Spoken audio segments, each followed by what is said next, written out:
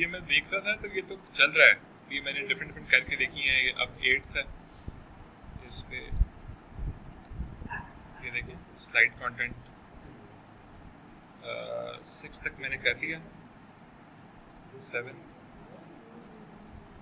8 9 10, ठीक है। Add tab भी कर दिया, 11 ये भी आ गया, 12 भी आ गया, ठीक है।